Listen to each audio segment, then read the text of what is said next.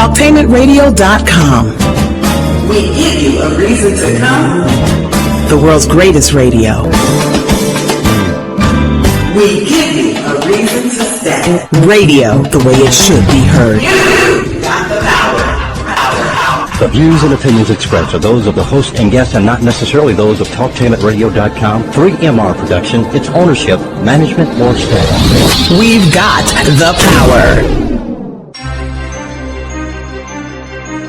This is The Compensatory Concept with Mr. Neely Fuller, heard exclusively on TalkTainmentRadio.com, the world's greatest radio.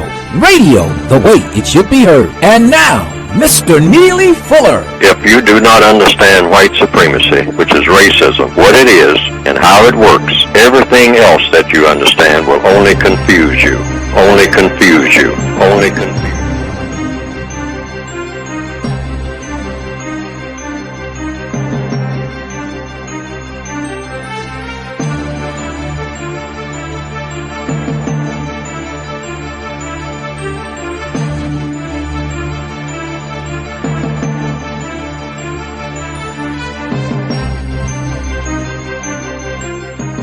This is The Compensatory Concept with Mr. Neely Fuller Jr., heard exclusively on TalkTainmentRadio.com, radio the way it should be heard. And you can hear Mr. Fuller every week at this time exclusively on TalkTainmentRadio.com. And we get into this every week. And one of the things that we try to talk about is what all of this really means in the way in which we're dealing with life and all the things that we have to do day to day. And that's the key critical factor in all of this, is understanding which way this thing is going and attempting in some constructive way to deal with it. But joining me, of course, every week at this time, and that means Wednesday, 10 a.m. live. But you can always podcast. You can go to TalkTainmentRadio.com, pull up The Compensatory Concept, and you can talk to Mr. Neely Fuller Jr. by listening to him. And as you listen, then you can add what you want to add and think about what you want to think about as we get into this. But joining me, of course, is Mr. Neely Fuller Jr. Mr. Fuller, how are you, sir? I'm still learning. Okay, Mr. Fuller, let's get right to it. First, before we go any further, tell us about how to reach what we call the definitive books on racism, white supremacy, race relations, etc. The definitive works. You have developed 2 definitive works on that. Could you tell us exactly how to get those books, Mr. Fuller?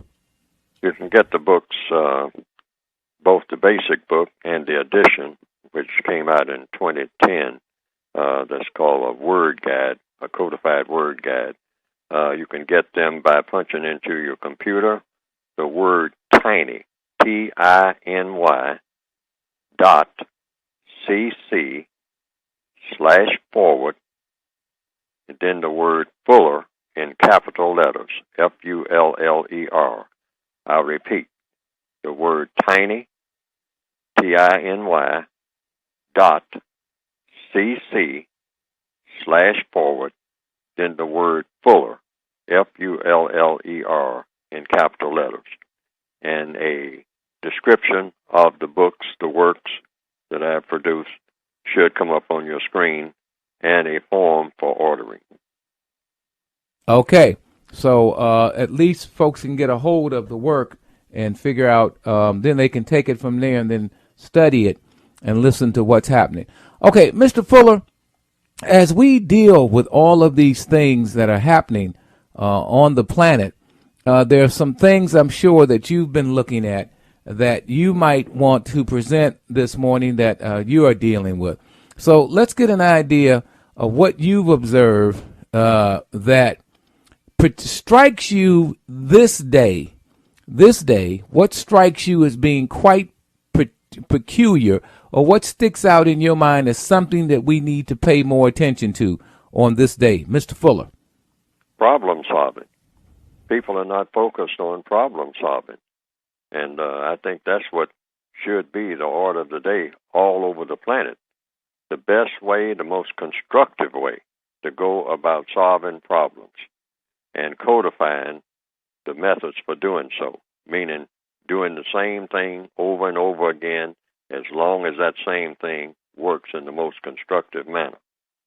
And this is what's not being done. People's minds are kind of scattered. They're very much unfocused. People want to do a little of this and a little of that, and run here and run there, and contact this person and contact that person. You see people walking up and down the street talking on cell phones, and they're just kind of dabbling in a little of this and a little of that. It's not a central focus on problem solving. And that should be what everybody's really thinking about on a minute-by-minute basis all over the planet along about now, because there's so much chaos. There's so much unfocused activity. And the activity that is focused, the people who have the most focus in the things that they do, are the people who are the troublemakers. And that includes, of course, the people who believe in the old standards that they have stuck by, that is more productive for them and their agenda, and that is the people that believes in mistreating people based on color, called racism. Mm-hmm. And that's the biggest factor. But now the people who are the victims of racism, people being mistreated based on color, are just kind of in disarray. They're just kind of just walking around, just bumping into things. They don't know what to do next about anything. They don't have a priority. They don't have a focus. And they just constantly want to usually just make contact with other people without a reason for the contact. Mm-hmm. And that's very, very poisonous. Mm-hmm. Because if you don't have a constructive reason for contacting anybody, then you shouldn't be contacting that somebody that you're going to contact. If mm-hmm. you don't have a very, very focused, constructive reason for doing so, and that should be the first order of business. That should be the focus. If you contact someone, know in advance what you're contacting the person for, and make sure that what you're contacting them for is for a constructive reason, and have some idea about what the constructive outcome of that contact is going to be before you make it. And that's kind of hard for people to do, because we're such in the habit of just kind of wandering around, bumping into things when we're given any kind of leeway, any kind of breathing space. Just kind of just do stuff without reason. Mm-hmm. And so what do you want to change, Mr. Fuller? Well, I mean, how do we get a hold of this? I mean, what is the prescription? Well, that's just it. The focus should be problem solving, and everybody has problems. So you think in terms of, if I have a problem and I want to talk to someone about my problem, whatever that problem is, then that would make sense in having constructive contact with someone. But limit my conversation to problem solving. Don't let it wander off into anything else. All conversations now, particularly among subject people, desperate people, black people, all over the planet, should be about problem solving. And it's real important to think in terms of just problem solving. That means doing away with a lot of trivial activities, which the non-white peoples, black people of the planet, are prone to do. That means eliminating things like celebrations. What type of celebrations? Celebrations of any kind, period. We're not qualified to celebrate anything. Now, I know that's a bombshell with a lot of people, and a lot of people say, oh, that's nonsense. No, it's not, when you consider the desperate situation that we have been in for some time. We have not been in a problem-solving mode. We have been in a seeking festivities mode, and that makes for more problems, because many of black people's festivities, particularly in the northwestern hemisphere, and from what I've heard in the southern hemisphere, mm-hmm. particularly places like the what is called the favelas of Brazil, what you get when black people make contact with each other is a lot of hostility. And the traditional activities, which are mostly non-constructive. Mm-hmm. drug dealing, the parties turn into gunfights, some type of animosity is spread. All of the poisons come to the surface. But So now, if we Mr. just concentrated on making every contact constructive, every conversation constructive, no more random conversations, no more standing, around yawning and stretching your arms and then looking for something to say and just saying anything when nothing constructive comes to mind. That's an old tradition, an old habit. It's a part of what we call standard black culture in the Northwestern Hemisphere. It should be abolished forever.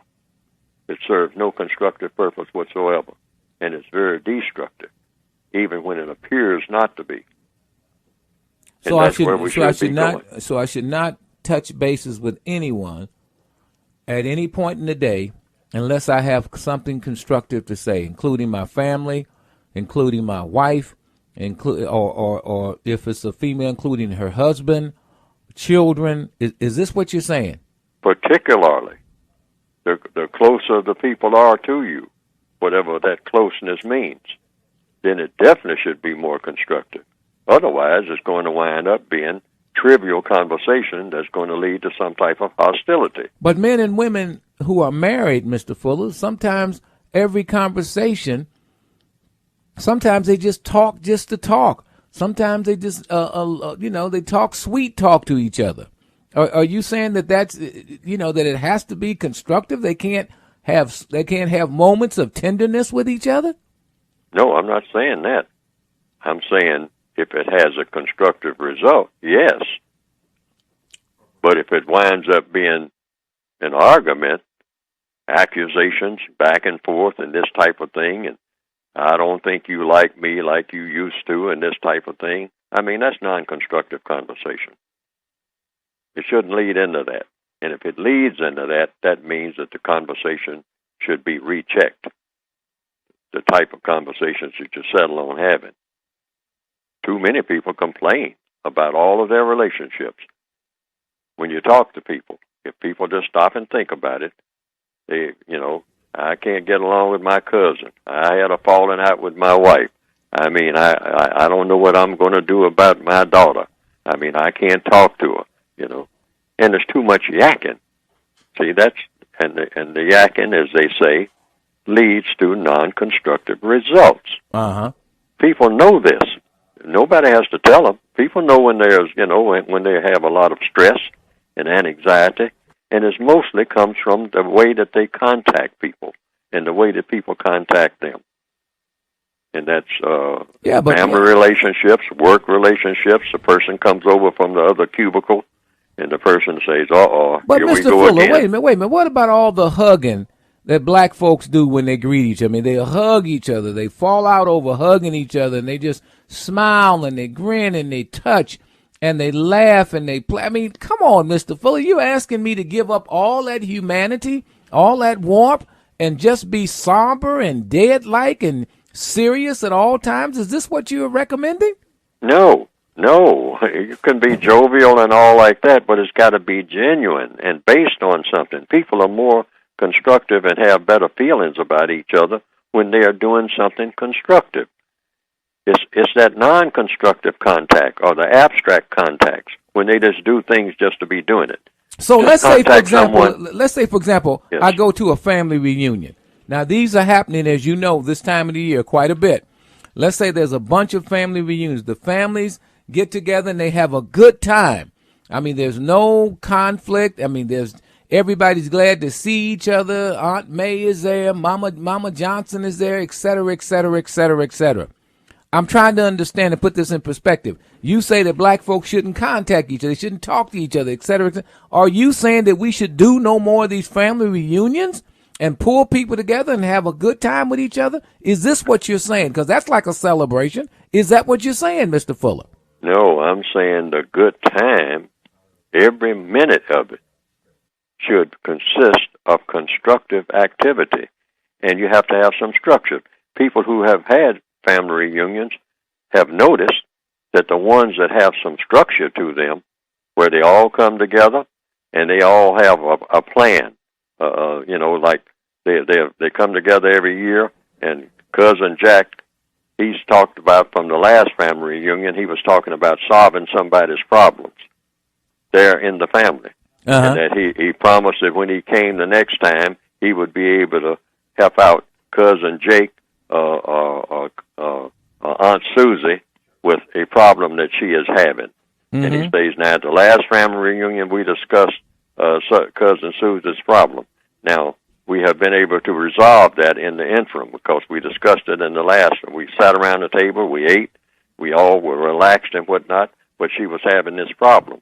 Now, nobody knew what to do about the problem. She didn't know what to do about it. But Cousin Willie over here, I mean, he knew something about what she was talking about. So they have gotten together in the interim. And it's nice to be able to announce here at the reunion that we resolved Cousin Susie's problem. Because she didn't even know anything about Cousin Henry over there. She just met him at the last reunion. But he knew a lot about the problem that she was having because he's in that type of business. She was having a real estate problem or something, or she was having a problem on her job. And he was saying that he, as an attorney, he would know something about how to resolve that. So you can structure your family reunions, just like you would structure any gathering. So what you're saying is that you don't have to take the joy out of the reunion. You're just saying add something in that's meaningful and purposeful. Yes, give it some type of focus. That way you don't have all of this trivial stuff that comes up like, gossip and all that type of thing, because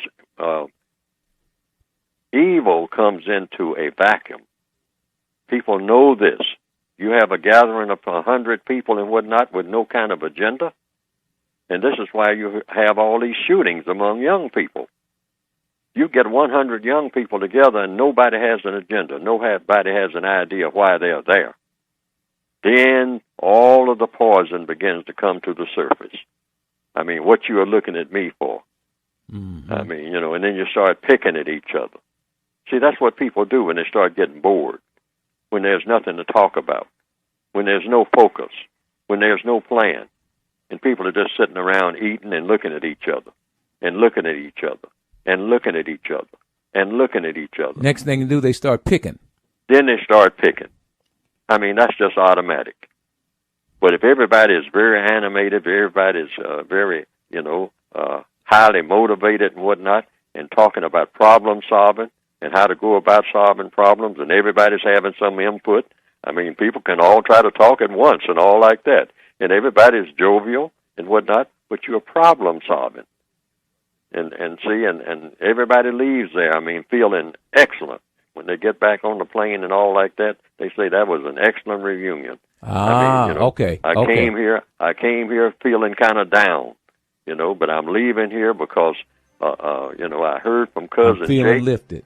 Yeah, right. I mean, the things that he inspired me and whatnot. Right. He also gave me some information about what I should do about this and what I should do about that. I couldn't get none of this information from any of my associates on the job and all like that. Mr. Fuller, stay right there. Stay right there. Right. We've got so much more to come and so much more to cover. Stay right there. More coming up on the compensatory concept with Mr. Neely Fuller Jr., heard exclusively on TalkTainmentRadio.com.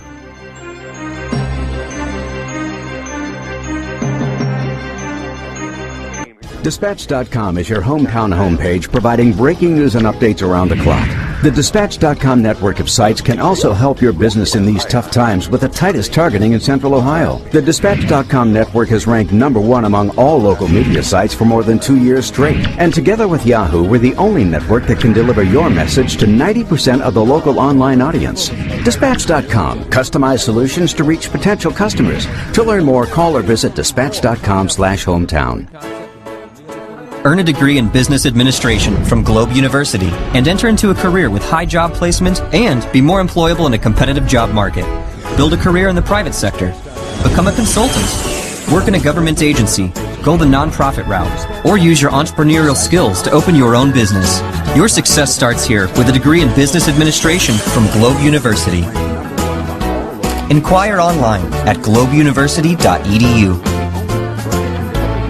I'm feeling some way today. You feeling a taste of summer? Come to Subway Restaurants for the barbecue pulled pork sandwich. It's juicy, it's tender, it's sweet and savory, and it's made fresh, just the way you like it. And fire up your taste buds. It's barbecue time at Subway Restaurants.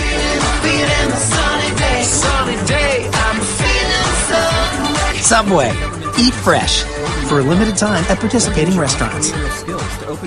Hello, may I have your attention, please? Here's how to pull up Talktainment Radio and their great quality programs. Talktainment, all we did was remove the word entertainment. Remember the word entertainment? We took out the E-N-T-R and we put talk in front of it. The rest of it's spelled the same. Talktainmentradio.com. Go there. Talktainmentradio.com. Hit program. And then you'll see the programs that are put in the podcast. We have 8 there, 8 past programs. And if you want more than 8, all you'd have to do is give us a call at 228-2200. The world's greatest radio, TalktainmentRadio.com. Hello. I don't recycle. I mean, we can just find another planet for your kids to live on, you know? Log on to YouGottaBeKidding.org and learn about all the ways you can recycle. Hey, recycling's just not my thing. Don't be that guy. Log on to YouGottaBeKidding.org. Lead, inspire, change the world again. Join thousands and find which volunteer opportunity is best for you. Call 1-800-424-8867 today or visit www.getinvolved.gov. This message is brought to you by the Corporation for National and Community Service and this station. More than 8, all you'd have to do is give us a call at 228. We've got the power. Justice is better than racism. We can just find another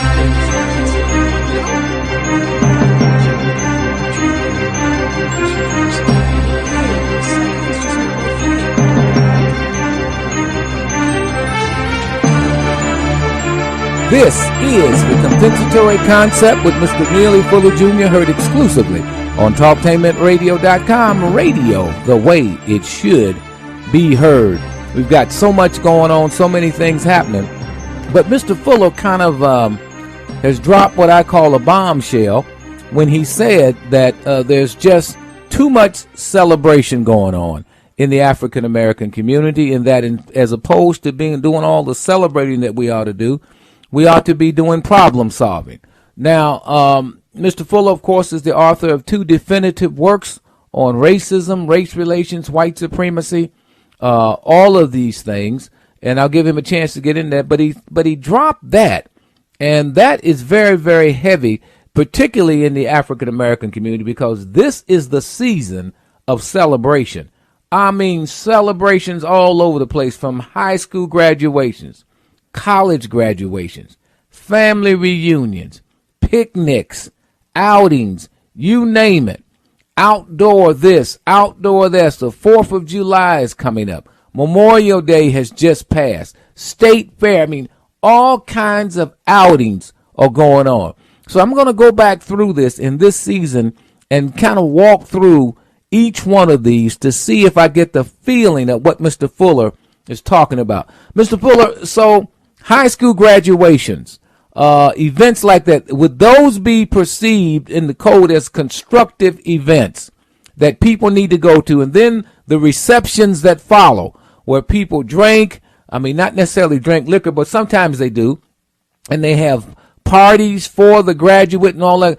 Are you saying that those are not constructive activities? You can have that frame of reference. You can have those activities, the way those activities are being conducted. It's a lot of wasteful activities, and a lot of it is just out and out non-constructive altogether. It goes from just pure waste, just people just kind of milling around. I mean, with fixed smiles on their faces. I mean, and just looking wide-eyed. I mean, and looking around and got a paper cup in their hands and just walking around, I mean, almost like zombies and whatnot. And, and a lot of artificial this and artificial that, including the food. And it's just too much artificiality and not enough constructive activities, not enough planning. I mean, and people would feel better, actually, if people are telling them at these gatherings. They'll say, now at this gathering, what we're going to do is talk about people's problems. I mean, everybody here has some problems of some kind, small or large. Some people have fewer problems than others. But it's a high have real school big graduation. It's a reception for someone who just did something constructive. They graduated from high school, they graduated from college, or they completed some kind of special effort. They put special work in, and people are having a reception honoring that person, where they're standing, they're clapping, they're cheering for the person. What could be wrong with that? That's what I'm trying to understand. Well, on nothing as far as it goes, it doesn't go far enough. And see, it's too much hand clapping and whatnot. It always disturbs me when I see huge numbers of black people just hand clapping endlessly, endlessly hand clapping. I mean, it's wow. Why? Wait, hold on a minute. Why is that disturbing?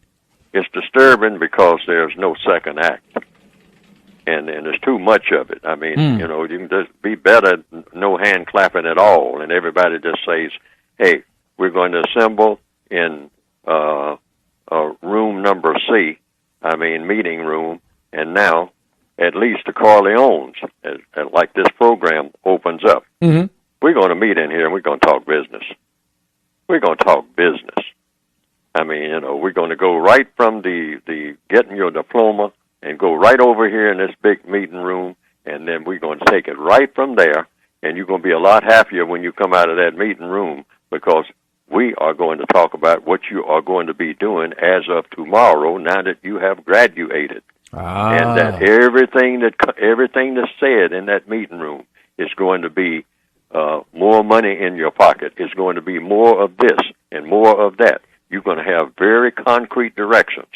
You're not going to just be walking around with a piece of paper in your hand and your cap and gown and looking out at this great big angry world and wondering, what am I going to do now? Which is exactly what happens with too many people. It shouldn't be that. You move over to the very next room right after you pick up that piece of paper. And in that room, hey, now we get down to business of your next step. And the next step is going to be something that's going to make you very happy. Because starting with a week from now, you're going to be off and running, doing this and doing that, and everything is going to be gainful because we are laying out plans. These were plans that were made before you got your cap and gown. All right? And we know just about where you can fit in and where you can go that would be productive to you. And we want everybody to assemble over there, and we're going to have a fine time doing it, too. And that's what you mean by second act.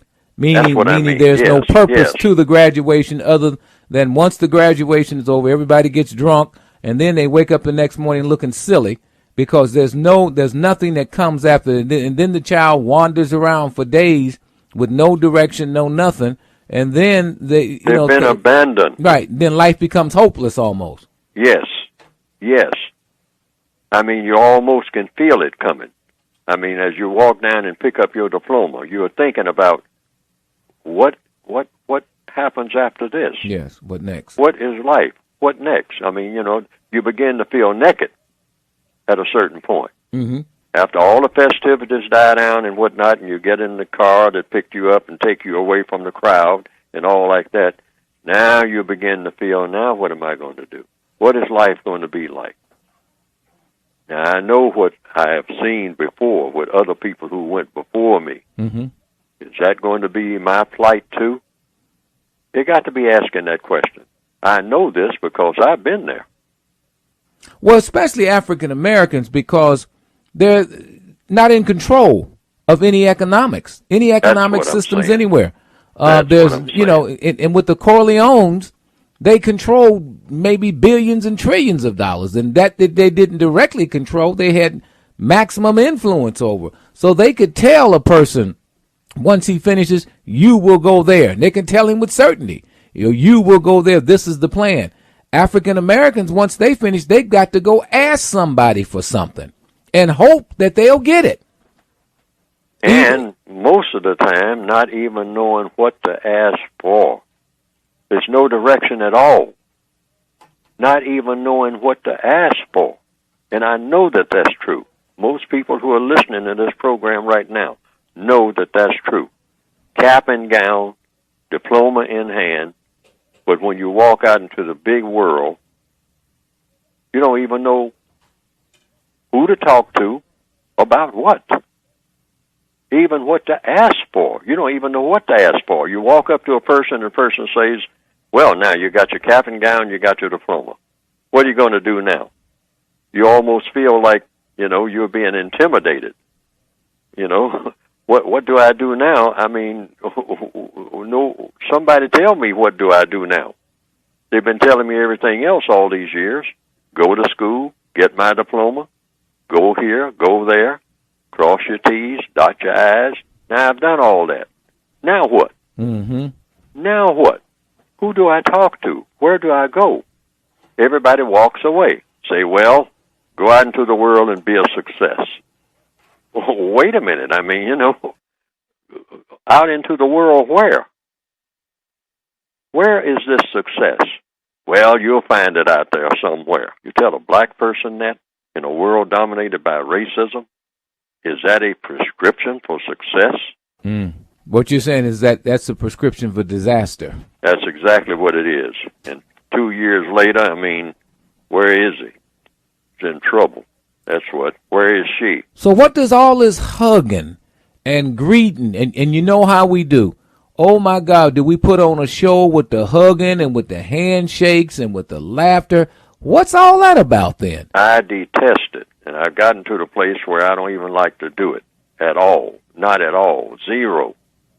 And the reason why is because when I look at things like The Godfather and The Sopranos, they're always hugging. They hug you, and 5 hours later, you're catching a bullet from a 9mm. And black people do a huge number of that. Yeah, a lot of hugging.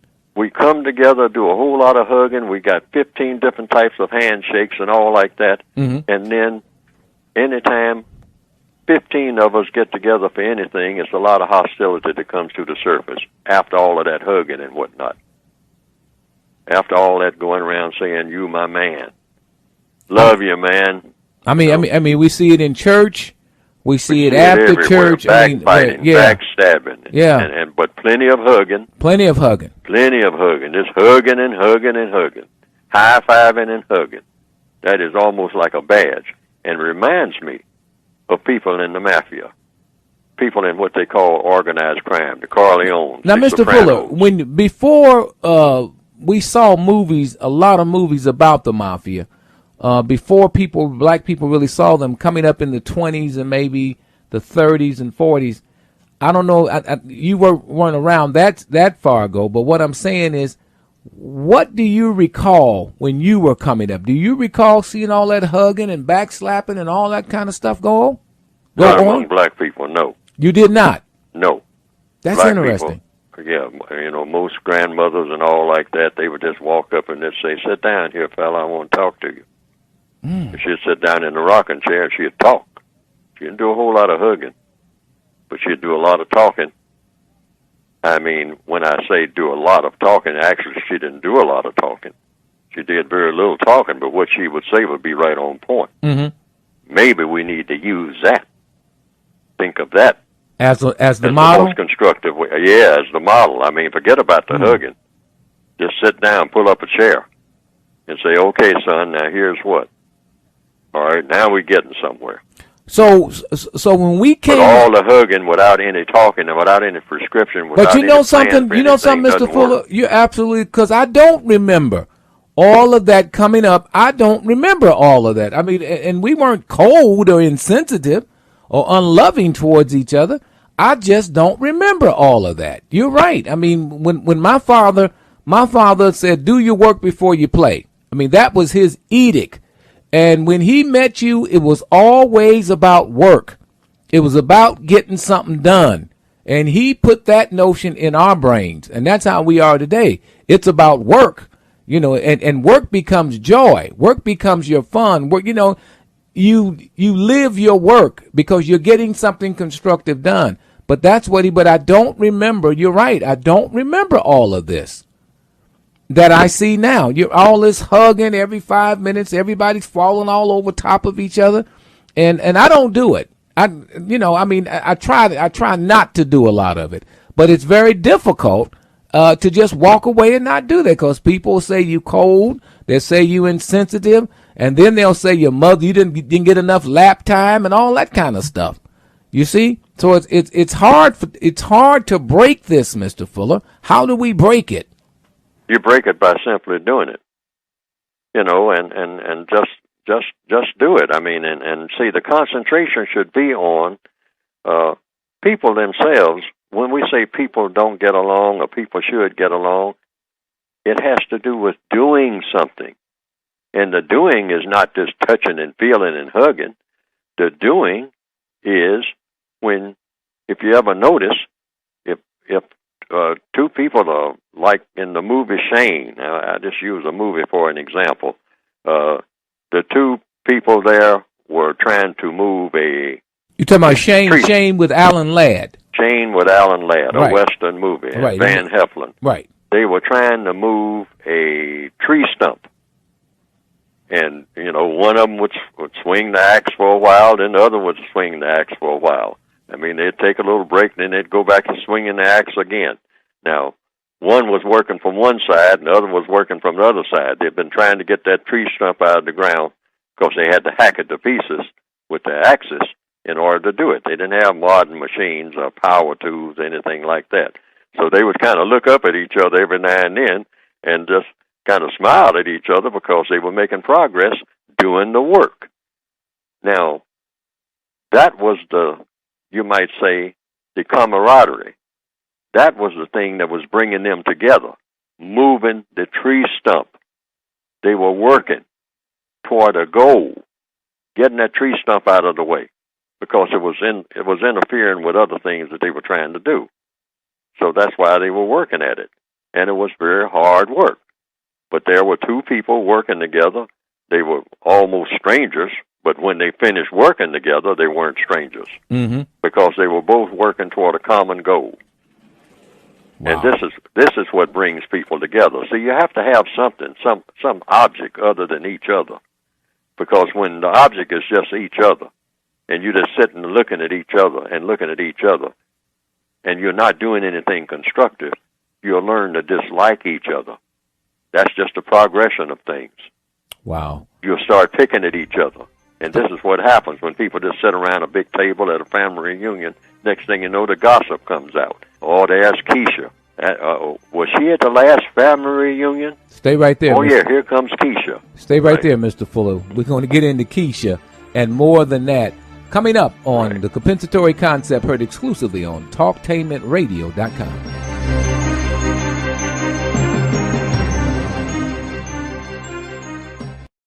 At TalkTainmentRadio.com, we don't just talk. We don't just entertain. We've combined talk radio with the latest in online entertainment, outperforming the digital quality of our competitors. Our shows are produced in a state-of-the-art studio by the best professionals in the business. TalkTainmentRadio.com. You can listen live or play podcasts. We give you a reason to come. We give you a reason to stay. TalkTainmentRadio.com. Radio the way it should be heard.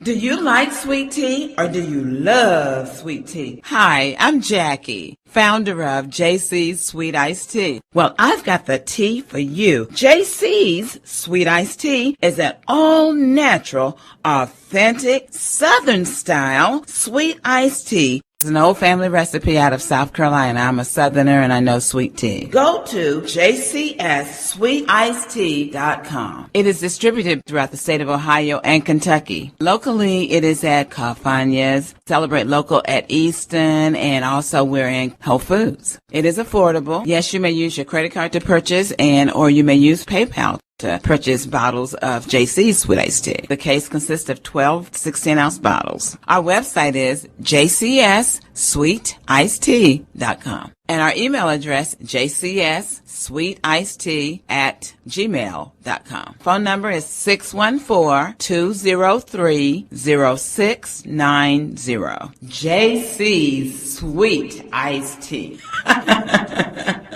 The United Independent Compensatory Code System Concept by Neely Fuller is considered as one of the substantial and basic books for understanding and effectively countering racism. Neely Fuller will turn upside down everything you've heard and everything you think you know about racism and how it works, Call area code 202-484-5461. 202-484-5461. I'm feeling Subway. I'm feeling Subway today. You feeling a taste of summer? Come to Subway restaurants for the barbecue pulled pork sandwich. It's juicy, it's tender, it's sweet and savory, and it's made fresh, just the way you like it. And fire up your taste buds. It's barbecue time at Subway restaurants. Feeling the sunny day, sunny day. I'm feeling Subway. Subway. Eat fresh. For a limited time at participating restaurants. Why aren't you ready? You know, since you got this new DVR from Time Warner Cable, I'm pretty much the master of my time. Recording, rewinding, I've got the power to bend the space-time continuum to my own needs. Yeah, you better fast forward yourself off the couch. Shh, wait. What time is it now? 2 seconds later. It's coming. Watch TV on your time. All it takes is the push of a button with a DVR from Time Warner Cable. Call 1-888-TW-CABLE. Time Warner Cable, the power of you. I'm Tammy. I got your lucky number, heard exclusively on Conversating the AM at 11 a.m. Mondays and Fridays. Make sure you tune in for your lucky number. Punch in TalkTainmentRadio.com and click on Listen Live and listen for your lucky number. We've got the power. Justice is better than racism. This is the Compensatory Concept with Mr. Neely Fuller Jr., heard exclusively on TalkTainmentRadio.com. I'm Brother Kahari, always sitting in with Mr. Fuller. And this program is designed to open up and begin to talk about racism, white supremacy, all of the other isms that are used to divide people, to destroy people, to hamper the development of the whole human being so that everyone lives up to their full potential as human beings. And so we get into this. It's not designed to castigate any group, put down anybody. It's always designed to talk about what does exist and how we can begin to dismantle it so that we produce justice on the planet for everybody. And if we aren't talking about that, then I don't know what else there is in life to talk about, because these realities exist, and they exist.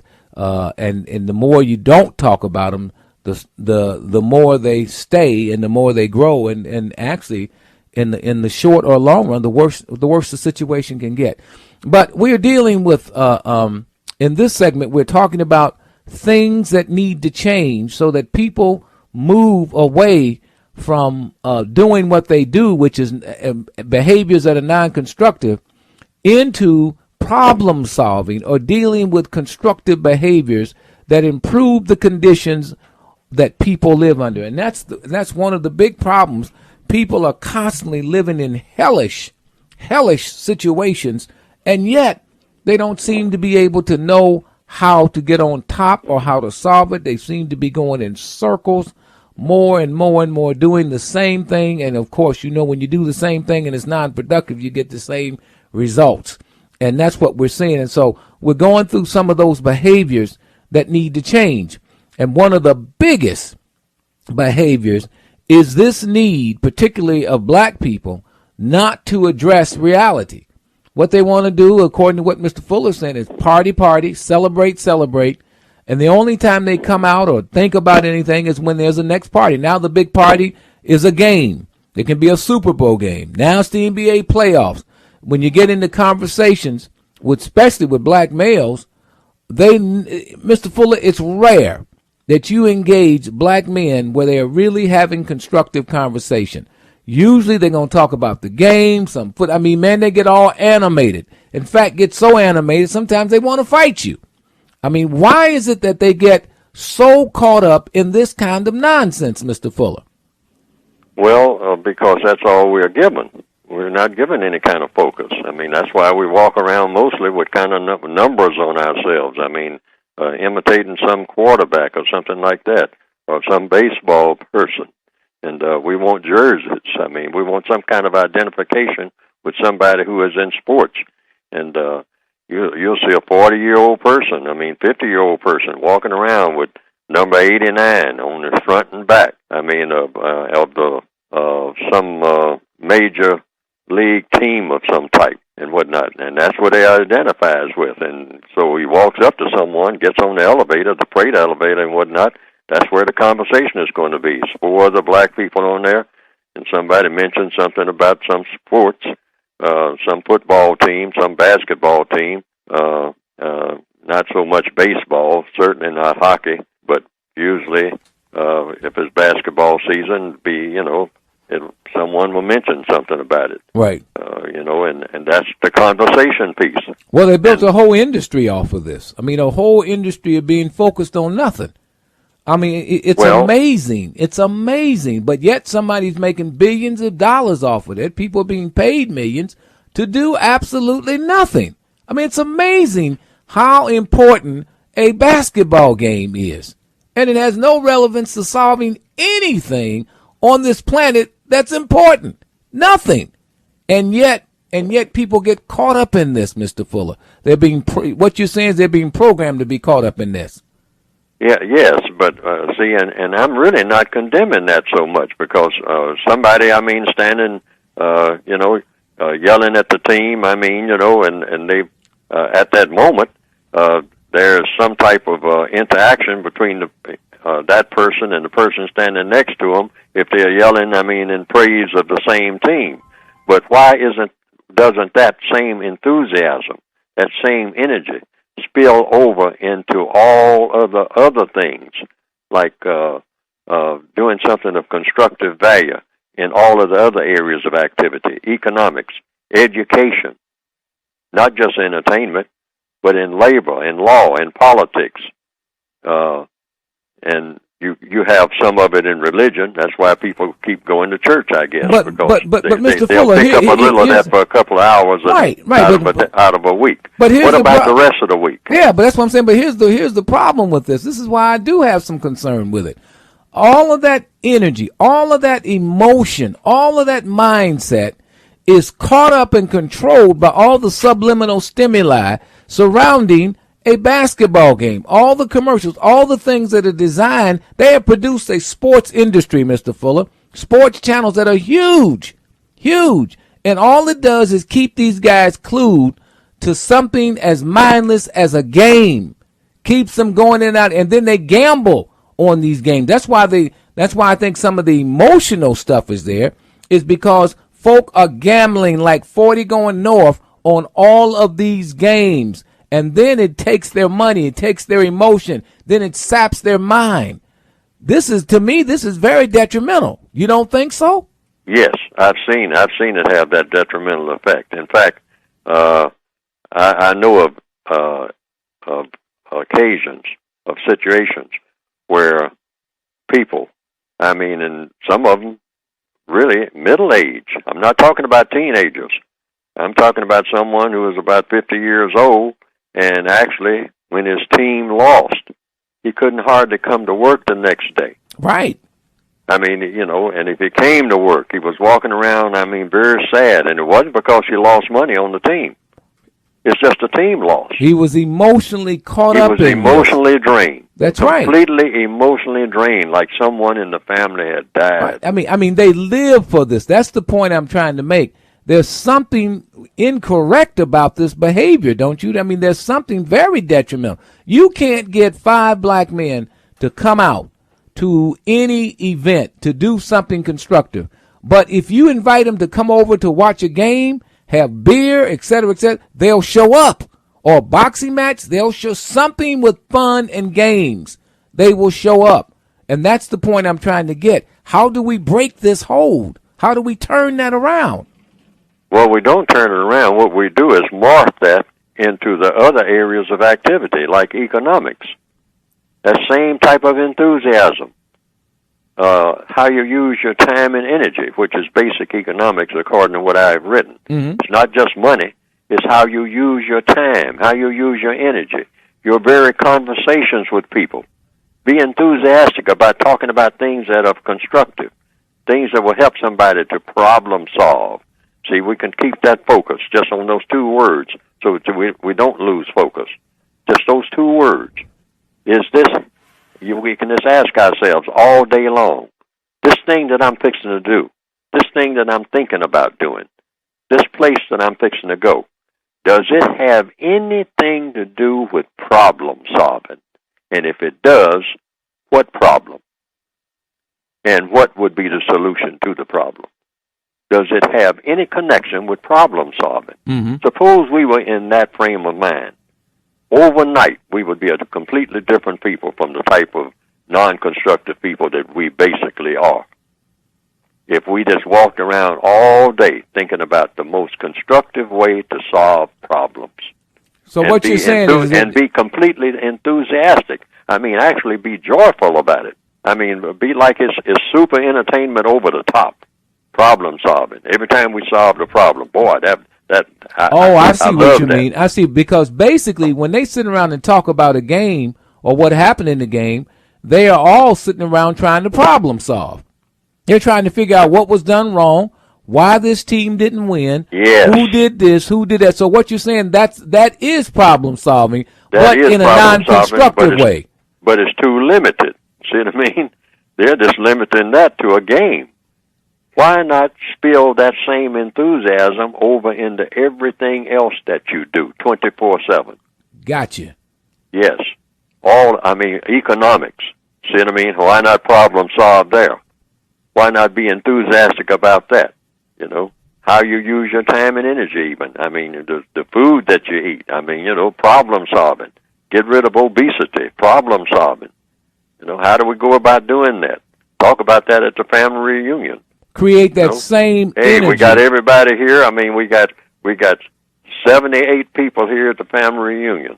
And, you know, and everybody now is in much better health than they were at the last family reunion because we came together and talked about how we could go about doing that for the entire extended family.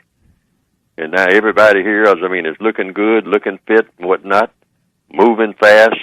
I mean, you know, hey, you know, and it's not like that family reunion we had 8 years ago. I mean, just look at everybody here. Everybody's healthy. Why? Because we came together at the family reunion and we concentrated on just that for a little while, along with all the other things that we came together. I mean, this family is really humming, the extended family, you know. There's no animosity and whatnot because everybody comes here in a problem-solving mood. Nobody's coming in here, like I started to illustrate a while ago, talking about Keisha, been married 3 times, and that's her 3rd husband, and we like that 2nd husband, so I ain't talking to that 3rd one she's got because she's had too many husbands. I mean, you know, and I don't particularly know if I like Keisha anyway, and this is what it degenerates into. And there we go. And there we go. And then that type of poison spreads. But if you come there, and sure, you might know that that's Keisha's 3rd husband, but that's not important to you because what you've got on that piece of paper in front of you sitting around that dinner table and whatnot, when everybody's all gathered there in the banquet room, is that, hey, these are the problems I came here to solve. I got a list of them. And I got suggestions about how we can solve Jake's problem, how we can solve Cousin Henry's problem, how we can, and that's what I got, and that's what I came here to concentrate on. You got that right there in front of you, lying on the table. And this is going to be my contribution to the family reunion this year. I got it all lined up here, how we can solve the problems of all these people in the family that we talked about last year that were having these problems. And I figured out how to solve all these problems for 8 people on this piece of paper right in front of me. That's what you call real codification. That's practical stuff. So that is... And so I don't have time to think about Keisha's 3rd husband because I didn't come here to talk about that. I'm not even thinking about that. You know, I'm talking to Keisha and her 3rd husband, and I'm talking about problem solving. Right, I came here to problem solve. Right. Wow. And if everybody came there like that, I mean, hey, the whole family gets to be, I mean, you know, hey, you get to know everybody, I mean, in the most constructive manner. See, so when everybody goes back to the towns that they came from and all like that, I mean, everybody's feeling real excellent about everything that happened at that reunion because everything, every day, all 3 days was about people meeting and problem solving and having a good time doing it. In the process of saving themselves They saved. Yes. They did something constructive. They felt did uplifted, something constructive, and it changed the whole concept of what it is that you were there. We got Aunt Corrine off of dialysis. I mean, because we got a couple of doctors that is in the family. I mean, Mr. Fuller, we've got about 10 seconds, 15 seconds. Just wanted to give you, if you could, a few seconds. You got to be real quick to say something about the upcoming Father's Day. Well, the upcoming Father's Day, since we're going to have these so-called quote-unquote celebrations, have them about problem solving. If you make any contact with fathers or anything associated with that, anything like that, it's not just a matter of just giving them another tie or something like that. It's figuring out what the problem is. Does he have a problem? What is that problem? All right. Thank you, Mr. Fuller. Thank you.